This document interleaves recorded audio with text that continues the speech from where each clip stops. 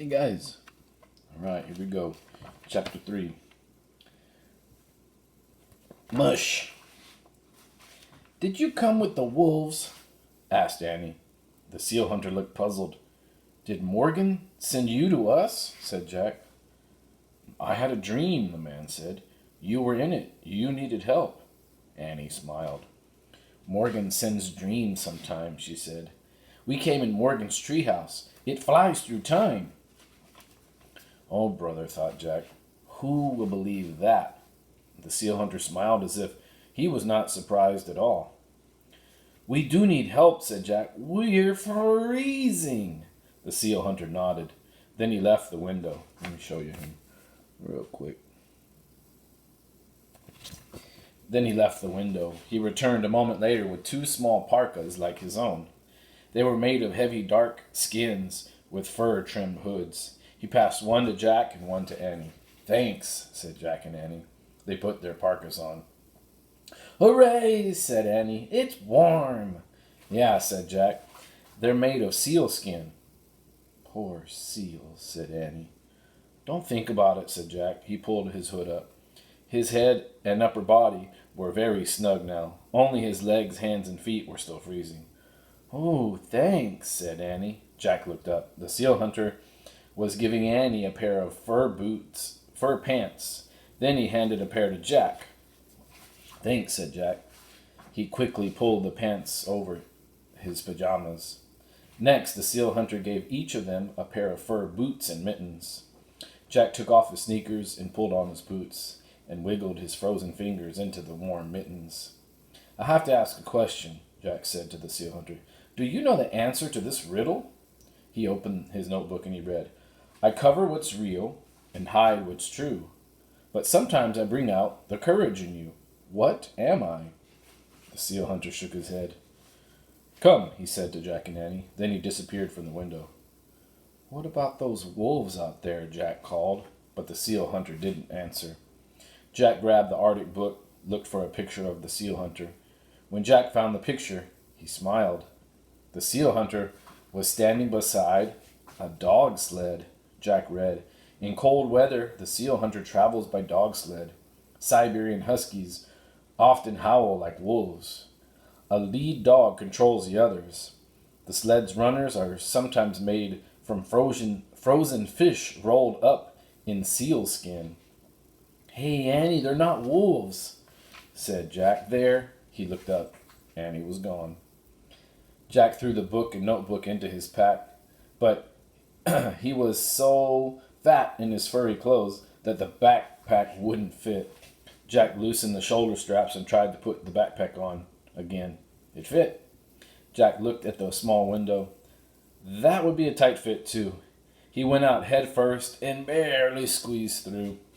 Jack fell onto the snowy ground. The snow was still drifting down. The air was misty white. Jack heard barking and howling. He moved carefully towards the noise. At first, he didn't see the dog sled, but when he got closer, he counted 9 Siberian huskies. They had thick fur, big heads, and pointy ears. The lead dog barked at him. Jack stopped. He's telling you to climb on, said Annie. She was sitting on the back of the sled. The seal hunter stood next to her in the snow. Jack jumped onto the sled next to Annie. The seal hunter cracked a long whip. Mush! He shouted. The huskies dashed off in a whirl of snow. Above them flew the snowy owl. Chapter 4. Snow House.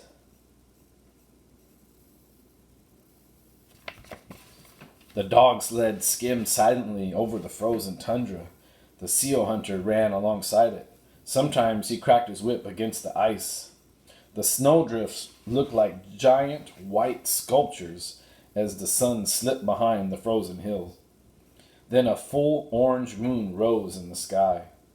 The moonlight lit a small, rounded igloo in front of them. The dog slowed, then stopped. Jack stepped off the sled. Annie went to help unhitch the dogs. Jack took his book out and read about igloos. The word igloo means house in the native language of Arctic people, in the language of native Arctic people, the house is built with blocks of snow. Dry snow is good wall material because it keeps in the heat. The temperature inside an igloo can reach 65 degrees, warmer than the temperature outside. Jack took out his notebook. He pulled off his mitten just long enough to write, "Igloo means house." "Come on, Jack," said Annie. She and the seal hunter were waiting for him in front of the igloo. The dogs were leashed together outside. Jack hurried to join them. The hunter pushed aside animal skins covering the entrance. They stepped inside. A fat candle burned brightly. Shadows danced on walls of ice and snow. Jack and Annie sat on a fur-covered platform. They watched as the seal hunter moved about. First, he lit a small stove. Then, he slipped outside. He came back with a snowball and chunks of frozen meat. He put the snowball in a pot over the stove. Then he added the meat. "What's he making?" asked Annie. Jack pulled out his book and found a picture of the hunter cooking. He and Annie read the words silently. There was a time when nearly all the Arctic people's food and clothing and tools came from the Arctic animals, especially the seal. Nearly every part of the seal could be eaten. Lamps were fueled with seal fat. Clothing was made from seal skin, and knives and needles were carved from seal bone. "He must be boiling seal meat," said Jack. "Poor seals," said Annie. The seal hunter looked up. "They are not poor," he said. "They help us because they know we would die without them." "Oh," said Annie. "In return, we always thank the animal spirits," said the hunter. "How do you do that?" said Jack. "We have many special ceremonies," said the seal hunter. He read under the fur. He reached under the fur-covered platform and took out 2 wooden masks.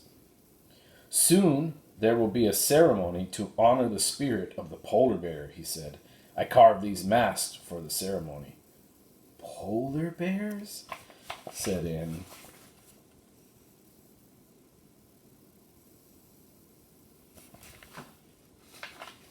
"Yes," said the hunter. "Just as the seal has given us many gifts, so has the polar bear." "Like what?" said Jack.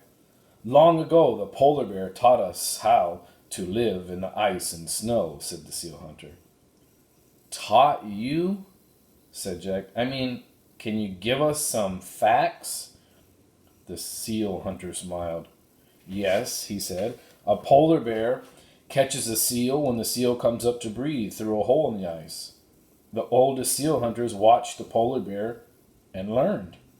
This is how my father taught me to hunt seals, as his father taught him." "That's a good fact," said Jack. "The very first of my people learned to make igloos from polar bears," said the hunter. "Polar bears build snow houses by digging caves in the drift."